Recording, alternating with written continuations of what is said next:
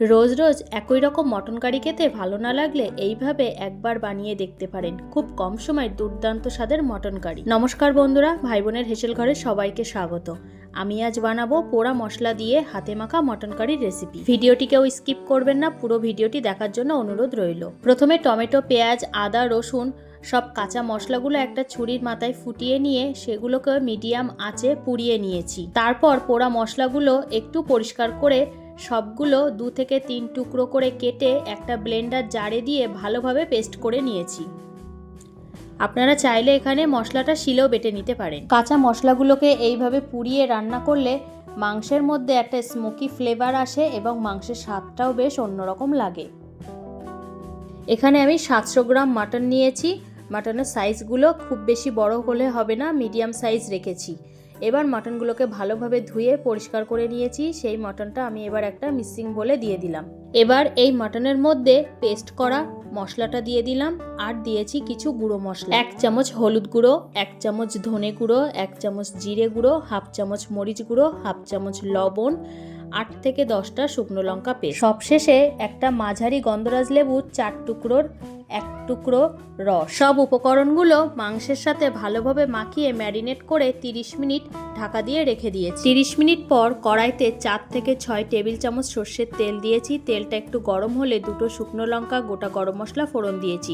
ফোড়নটা তেলের সাথে একটু নাড়াচাড়া করে হালকা গন্ধ বেরোলেই এর মধ্যে দিয়ে দিয়েছি ম্যারিনেট করা মটনটা।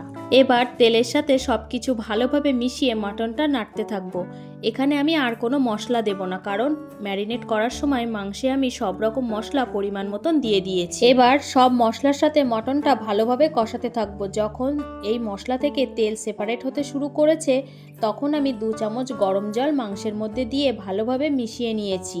এবার 2 মিনিট ঢাকা দিয়ে রেখেছি। এইভাবে 2 থেকে 3 বার গরম জল দিয়ে ঢাকা দিয়ে 15 থেকে 20 মিনিট আমি মাংসটা কষিয়ে নিয়েছি। এইভাবে কষালে মাংসের ভেতরে সব মশলার ফ্লেভার ঢুকে যায় এবং মাংসটা খুব নরমও হয়, খেতেও অপূর্ব লাগে। সবশেষে দিয়ে দিলাম মাংসের চর্বি এবং কয়েক টুকরো আলু। আলুটা অপশনাল, আপনারা এখানে নাও দিতে পারেন। আলু এবং চর্বিটাও এর সাথে ভালোভাবে একটু নাড়াচাড়া করে এর মধ্যে দিয়ে দিলাম এবার 3 কাপ মতন জল। এখানে আমি গরম জল ব্যবহার করেছি। এবার এই ঝোলের মধ্যে দিয়ে দিলাম হাফ চামচ লবণ ও 1 চামচ হলুদ গুঁড়ো দিয়ে সবকিছু ঝোলের সাথে ভালোভাবে মিশিয়ে 15 মিনিটের জন্য ঢাকা দিয়ে দিলাম। 15 মিনিট পর ঢাকাটা খুলে একটু নাড়াচাড়া করে ঝোলটা একটু শুকিয়ে এলে এর মধ্যে দিয়ে দিলাম পরিমাণ মতন গরম মশলা।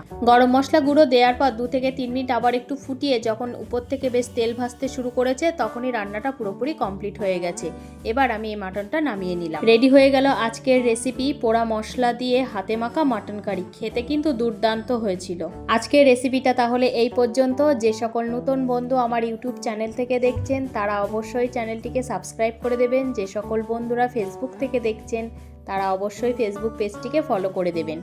আর কেমন লাগলো আজকের রান্নাটা অবশ্যই কমেন্ট করে জানাবেন। কিন্তু দেখা হচ্ছে আবার পরের কোনো নতুন রেসিপিতে।